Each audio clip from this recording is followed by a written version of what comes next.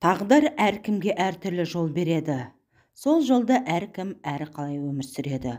Біреуі бақытты, біреуі бақытсыз. Таратып түп деп жатудың қажеті шамалы.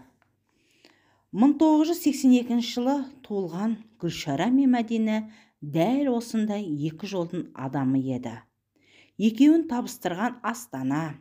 Оның ішінде Алматының ең таңдаулы жоғары білім шаңырағы болып есептелетін Халық шаруашылығы институтының Астанадағы филиалы. Бұл кезде мемлекетіміздің астанасы Алматыдан Астанаға көшіп, жаңа елорда қалыптасып жатқан уақыттың. Сол себепті жаңа ашылған филиалға оқуға түскендер республиканың әртүрлі аумақтарынан қоныс аударғандардың әлпеш деген ұл қыздары болатын. Жоғары оқу орындарының ұстаздары да Алматыдан көшіп келген білікті профессорлар, доценттер, кандидаттар, тәжірибелі мамандар еді. Бәрі де жылы жақ оңтүстіктен келген соң солтүстегі Астананың суық, қарлы боранды табиғатына үйренісе алмай, өздерін осындай біреу зорлап әкелгендей үнемі қабақтары кіржиіп, амалсыздық кейіптерін жүздерін танытатын. Ұстаздардың бұл көңіл күйлері өздеріне болмаса, алдарында дәріс беріп жүрген студенттерге әсері болмайтын. Жарқыраған 17-18 жас қой, бір-бірімен қуанышыл көрісіп, сыйлықтай күлісіп, еш алаңсыз көңілдермен университеттің дәліздеріне шуылдасып жүретін. Сырттан аязға тонып, әбіржіп келген ұстаздар алдарындағы студенттердің көктемдегі гүл өндерін, жаздай қабақтарынан бойларына нәр жинап, бағанағы кіржиген қабақтары жұмсарып сала беретін. Тура бала-шаға сияқты еді осы жер. Неменеге шуылдайсыңдар, кілең шуылдақтар, дейді ұстаздардың бірі зілсіз. Бірін-бірі итерісіп, түртіп, қолдарындағы пакеттерін тартып алып, оның бірі қуып, үлкен дәлізде түгел басына көтерген. Шуылдақ студенттер аудиторияға бірінен кейін бірі кіріп, ақырында әйтеуір тынышталады. Содан соң оқытушылар журналдағы тізім бойынша студенттердің сабақ қатысқаны, қатыспағанын тексеруге кіріседі. Әлі де бір-бірімен сыбыр-күбір бітпеген студенттер өздерінің шақырған фамилияларын естітпей де қалады. Азаматова Клара. Үнсіздік. Ұстаз қайталады. Азаматова Клара, барсың ба, жоқсың ба? Бар. Неменеге үндемей тұрсың? Келесі жолы жауап бермесең, қызыл белгі қоямын. Әлшеров Мұрат. Бар. Бейбітбек Камал. Бар. Барлыбаева Гүлшара. Үнсіздік. Жоқ па, бар ма? Жоқ. Закиринова Мадина. Бар. Тұрсынбекова Қалдаш. Бар. Міне осылай тізімнен топтағы қыз баланың бар жоғы тексеріліп, өз лекциясын содан кейін барып бастайтын. Бұл тәртіп әр ұстазға орындауға тиісті бұлжымас заң. Осы тізімдегі Барлыбаева Гүлшара ғана тізім жазылған журналда аптаның 2 күнінде бар, қалған күндер жоқ болатын. Ерекше қызыл белгілі қыз. Барлыбаева рефератын қайда? Тапсырмаған сен ғана. Мәншік Сұлтанова, қазір лекцияның аяғында тапсырамын, кабинетіңізге апарып берем. Барлыбаева, алда сессия, сенің оқып жүргенің 10 жылдық мектеп емес, бұл университет, білесің бе сен оны? Бақыт Тілеубаевич, деп сызлады Гүлшара. Білем мен. Бақыт Тілеубаев сөзіне күлімсіреп, бейкүнә қалыппен мөлдіреп қарап тұрған бойжеткеннен жүзін тайдырып әкетеді. Ішінен осы группадағы ең сұлу қыз осы, көзі әдемі дейді. Барлыбаева Гүлшараның қай сабаққа да жүрдім бардым, келіп кетуі жиіледі. Сөйтіп жүріп қысқы сессия алдында сабаққа келуі мүлде үзілді. Ұстаздар іздеу сала бастады. Қайсын Барлыбаеваны білесіңдер, соткасы бар ма еді? Хабарласып айтыңдар, не болды ол қызға, жоғалды ғой мүлде, деді бір күні курс жетекшісі Сәлима Бақытбековна. Жаңадан ашылған бұл оқу орнының филиалында әзірге жатақхана жоқ. Әркім әрі қалай тұрады. Біреулер бірігіп қосылып пәтер жалдайды, біреулер ағайынның үйінде Сессия дайындықпен жүрген студенттер Барлыбаевна Закировна Мадинадан сұрайды. Өйткені Мадина мен Гүлшара екеуі бір пәтер жалдап тұрады. Мадина: Барлыбаева қайда? Ауырып қалды. Бүгін неге келе алмайды? Бұл сөзді Мадина Гүлшараның өтінішімен айтып отыр. Ауырған жоқ, түнгі клубтан таң алдында ғана келді. Дәл қазір ол ұйқының қалың құшағында. Барлыбаева мектепте би үйірмесіне қатысып, оның ішінде шығыс халықтар биін үйренген, өте жақсы билейді. Әсіресе музыка ырғағымен бөксесін қимылдатып билегенде ер адам түгілі әйелдер еріксіз сүйсінеді. Жалаңаш денесін жартылай ашып, беліне жалтылдаған шырылдақты қадап бұрағанда Гүлшара тіпті өзге қыз болып көрінеді. Өзінің айтуы бойынша 5-ші сыныпқа барғаннан бастап бұл биді билеп, мамасы ертіп апарған, тойларда кәдімгі ақша табады екен. Мадина: менің үйде асыраушым жалғыз анам, кішкентай інім, анам үшеуміз менің әкем тастап, басқа бір әйелге үйленіп кеткен. Содан анам бірде жетіп, бірде жетпей бізді өсірді. Менің анамды көресің ғой, өте сұлу болған. Осы оқуға түсер ақшаның қанша жыл тірнектеп жинады десейші, өлермен болып жүреді. Біреулердің балдары математикадан репетитор болды. Мектепке қосымша сабаққа қалады. Маңдайының терін төгіп жүргені. Мен бір күні сұрақ қойдым. Мама, сен өте әдемісің, ал папам қалай сені тастап кетті деп сұрағанмын кішкентай кезімде. Жауап бермеді. Есейген соң айтамын деді.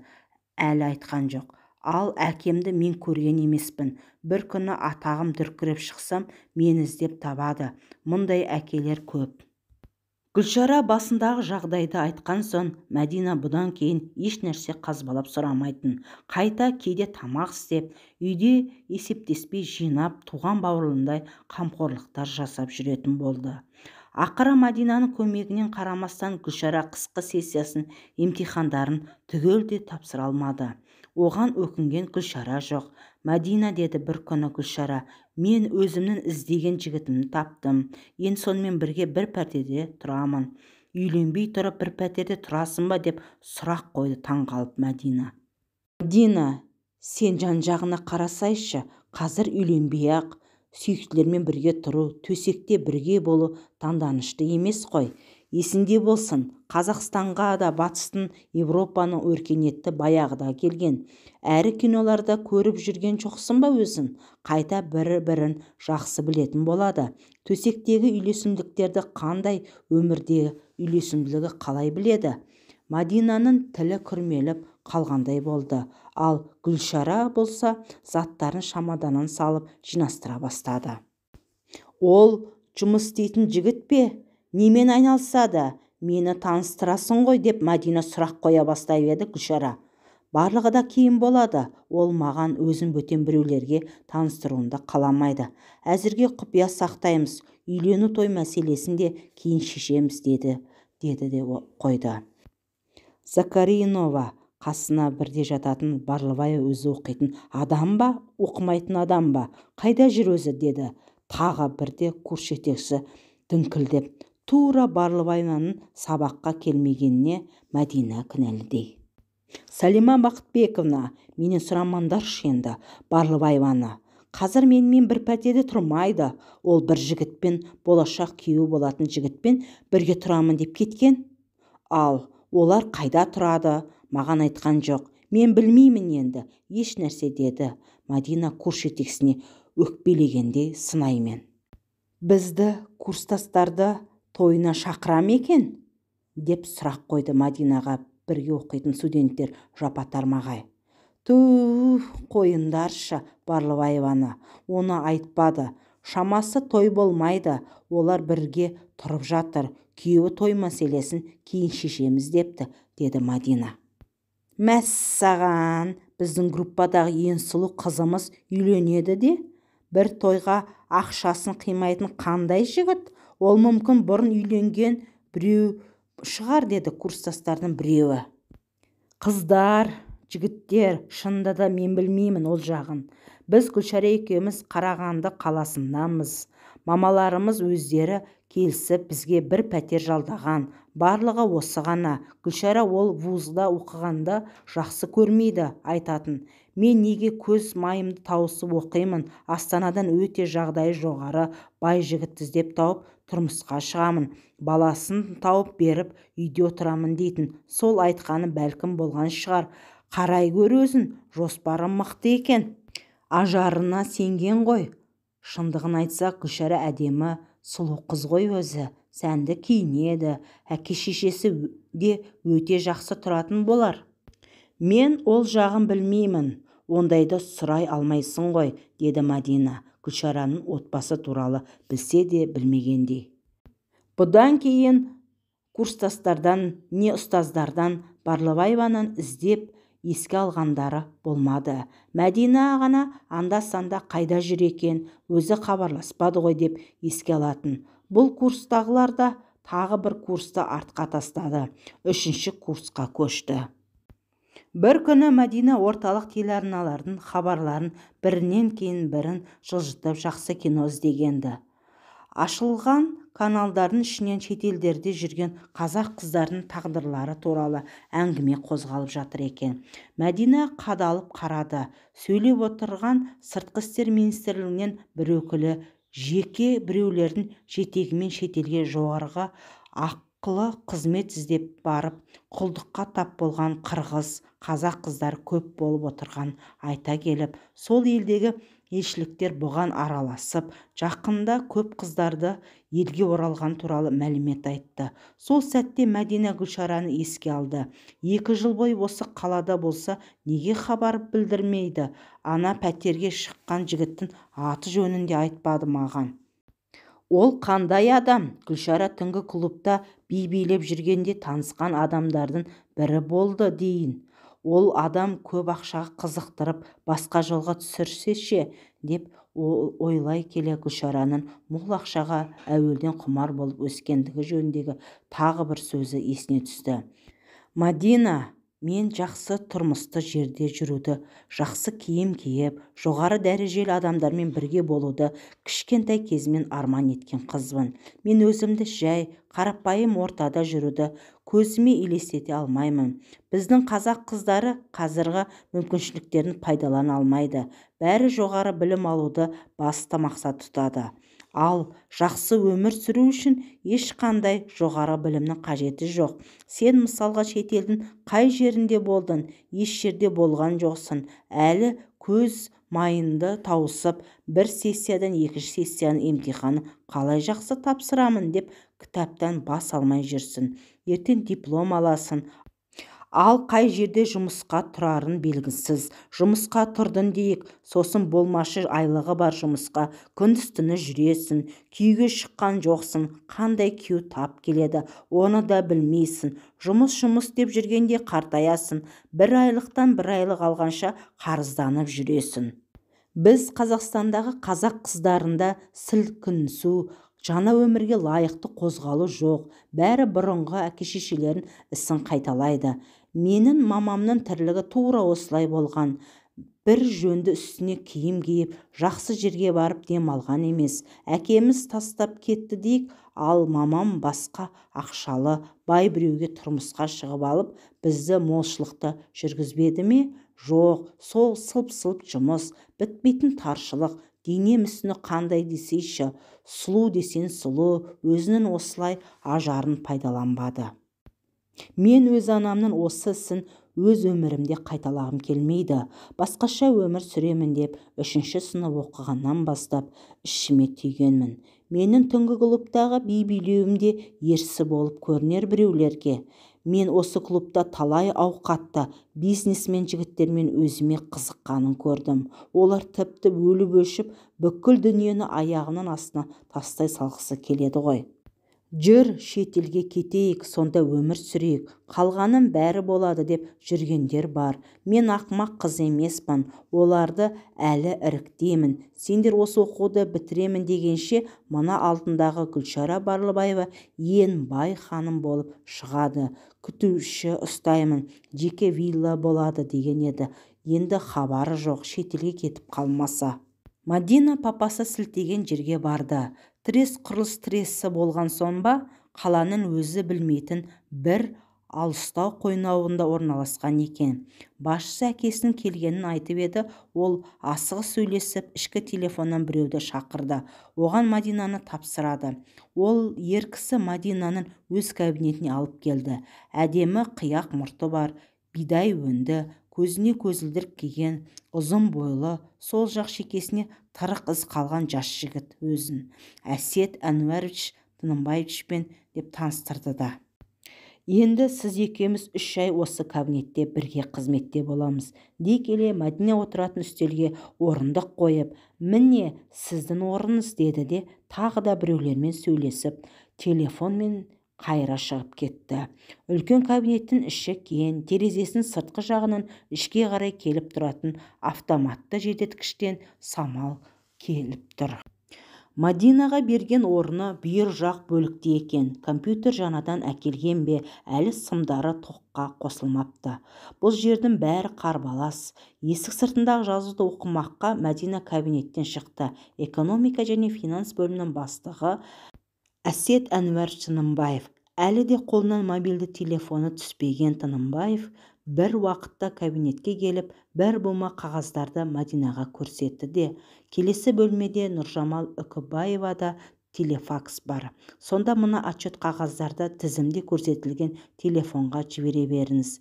Сізге жұмыс басталды, деп тағы да шығып кетті. Осындай есеп қағаздарды жіберумен Мадина кешке дейін әжептәуір шаршады. Сөйтіп, қайтар уақытқа жиналып жатқан. Күні бойы аузы мен құлағы, қолы телефоннан босамай жүрген Тынымбаев келе қалды. Мадина, жұмысқа бірінші келдің, шаршадың ғой. Уақытың болса, кешке бір кафеге барып, шай-пәй ішейік, сенің алғашқы практикалық жұмысыңды атап өтейік деді. Сізге рахмет, мен бірақ бұл ұсынысты қабылдай алмаймын. Өзімде басқа жұмыстар бар еді. Кешіріңіз, бүгін ыңғайы келмейді, деді Мадина. Мына сіз сияқты аруларда қандай жұмыс болмақ? Тоқтаңыз, мен өзім айтайын. Сіз сияқты әдемі арулар да кешке сүйген жігітмен кездесуі, қыдыруы, тағы да сол сияқты сүйген адаммен бір болу жұмыстары ғой, иә. Әрине, осыған ұқсас, дей салды Мадина, қашыртып Тынымбаевты. Жарайды, онда. Ертеңге дейін кездескенше, деп Әсет қолын Мадинаға ұсынып соза бергенде, Мадина оны байқамағандай болып теріс айналып жүре берді. Ішінен нағыз қыз құмарлар біреусін-ау шамасы, деді Мадина. Мадина практика өткен атты болмаса, өзінің негізгі экономикалық сала жүйесіндегі істерге араласуға мүмкіндік берілмейді. Жай көшіру, факс жіберу, бір қағаздарды компьютерге баса салу, құрылыс басқармасын өз ішінде келген поштаны іріктеу, немесе отчет қағаздарды тігу сияқты қарапайым қағаз жұмыстармен айналысты. Атқарып жатқан жұмысына көңілі толмаған Мадина Тынымбаевқа әлденеше рет нағыз практикалық жұмыстың бұл емес екенін айтып көрген. Тынымбаев суылдап, бәрін атқарасың. Сәл-пәл шыдай тұр.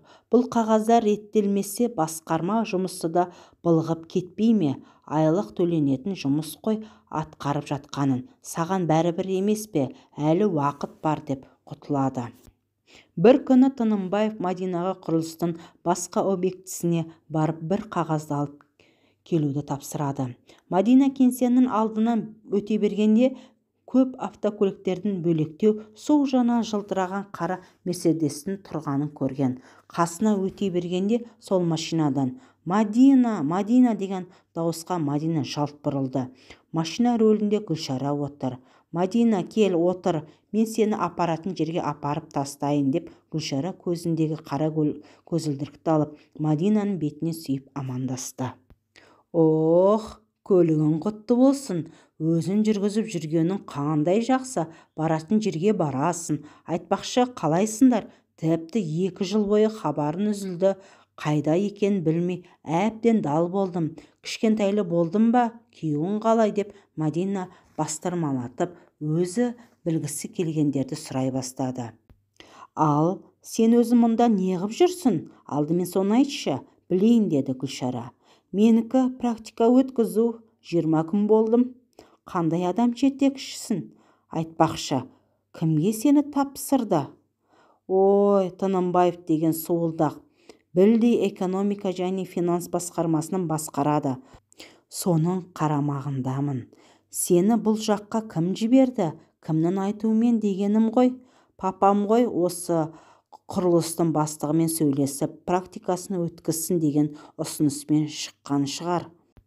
Мадина, сенің жұмысың бар екен, тоқтатпайын, бірақ баратын жеріне апарып тастайын, деп Гүлшара көлігінің есігін ашты.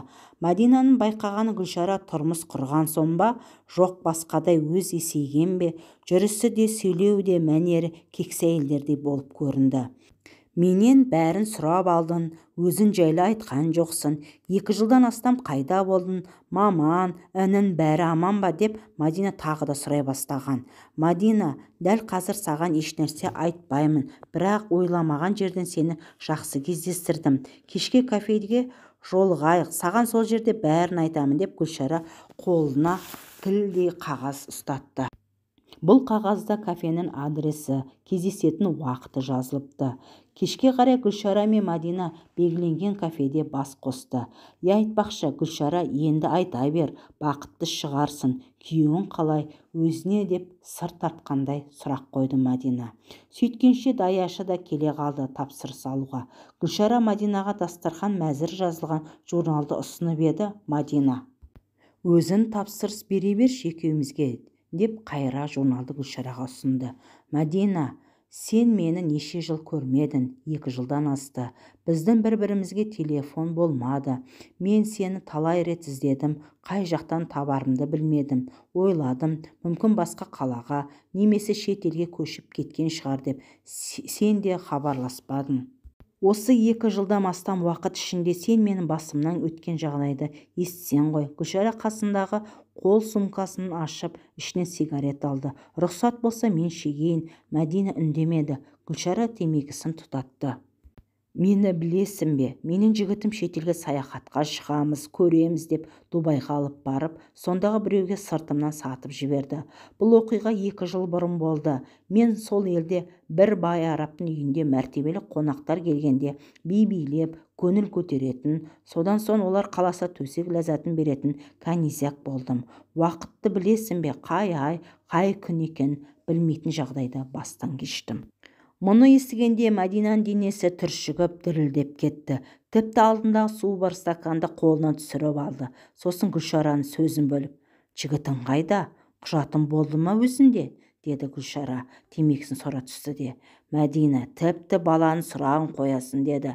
Сен сөзді бөлмей тыңдай бер, ал мен айтайын, деді. Сонан соң ол бастан кешкен 2 жылды қиыншылығы көп оқиғаларын бейне бір көркем әдебиет шығармасын үзінділер айтып отырғандай салқын қандылықпен әңгімелей берді. Дубайдағы арабтың үйінен оның ең кіші тоқалы Зейнеп құтқарыпты. Себебі сонда араб әйелдердің арасында ең көркемі Гүлшара болған.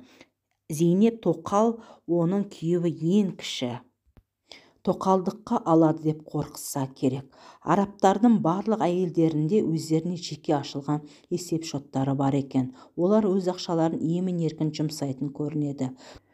Гүлшараның жолына $5000 және Бану Маруан қызы деген араб тілінде құжат ұстатады. Меккеге қажылыққа баратын тұмшаланған қара киімді әйелдер тобына қосып жіберген. Гүлшара өзінің қашып шығуына, бет-аузын тұмшалауына қатты көмектескенін атап өтті. Меккеге келген соң түрік әйелдерін көріп, өтірік адасып қалған боп соларға қосылған. Олардың біріне қолындағы ақшасын жартысын беріп, Түркияға дейін бірге баруға көмектесуін сұраған. Түркияның Анкара қаласында жарты жыл бір ауқатты отбасының қызметшісі болады. Ол үйдің адамдары Аллаға сенетін, құлшылық жасайтын өте иманды жандар екен. Гүлшараның қызметіне ырза болды ма, жоқ жастығы мен сұлулығын пайдаланғысы келді ме?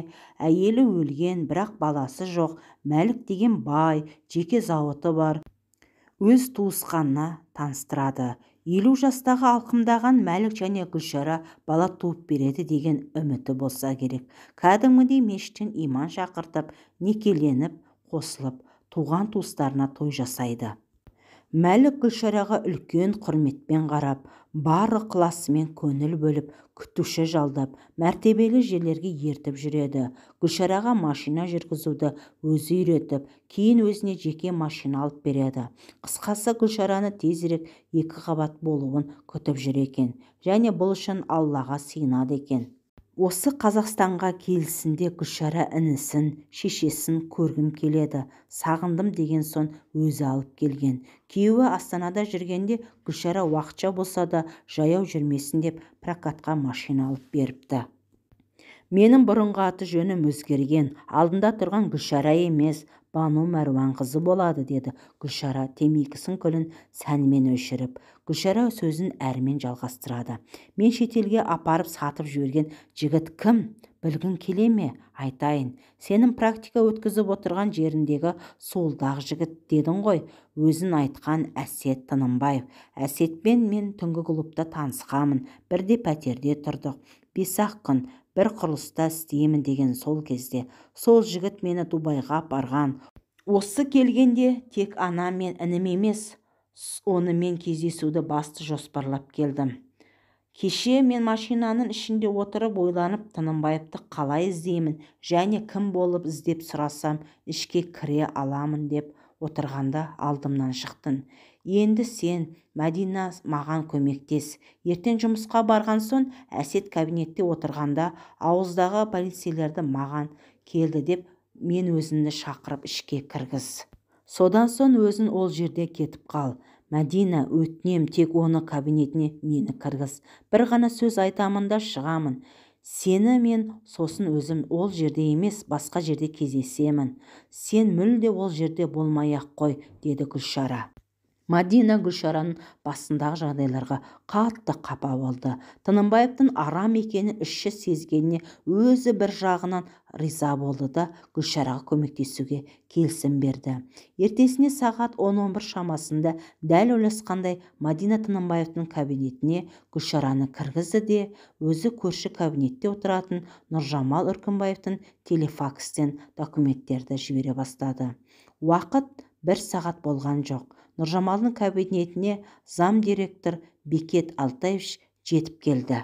Әсетті біреу дәл маңдайынан атып кетіпті. Кім келді мұнда? Әйелдер бірден не дейді деп қалды. Тынымбаевтың кабинеті апыр-топыр адамдарға толып кетті. Сұрақ біреу: Тынымбаевқа кім келді? Тынымбаевқа келген жоқ. Закариянова Мәдинаға бір әйел келді. Закариянова кім? Қайда қазір? Закариянова практикант. Ол қыз бізде болып факс жібереді деп шырылдады Нұржамал Үркімбаева. Полициялар топырлады, тергеушілер пайда болды. Мәдинаны іші сезді. Гүлшара атып кеткен Гүлшара болды. Ол одан ақысын алды. Мәдина амал жоқ әкесіне телефон соқты. Өйткені бәрі Мәдинаға келген әйелдің қолынан жасалған ісі деп Мәдинаға күдік тудыра бастады. Мәдина ішінен Гүлшара күйеуінен тезірек Астанаға кетіп қалса екен деп тіледі. Алайда қазақстандық із-кезушілер Астана әуежайынан Гүлшараны, яғни Бану Мәруанқызын күйеуі Мәлік Әшшағиды ұстады. Тергеушілер Әсет Тынымбаевты түнгі клубта қыздарды басқа да мақсаттарға пайдаланғаны туралы тың деректер тапты. Тынымбаевтың араласуымен Өзбекстанға, Қырғызстанға бірнеше қыздардың сатылғаны анықталынды. Түрік азаматшысы болып есептелінетін Бану Мәруанқызы Түркия мемлекетінде шартты жазасын өтеуге жіберілді. 1 жылдан кейін Гүлшара мүлде азат етілді. 2 жылдан кейін 25 жасында Гүлшара күйеуіне 1 ұл туып берді. Қазір Анкара қаласында көлемді бір текстиль фабрикасының қожасы, өзі армандаған жақсы өмірге көп қиындықтармен жетті. Ал Мәдина қарапайым қалыпта бір банктың қызметін атқаруда.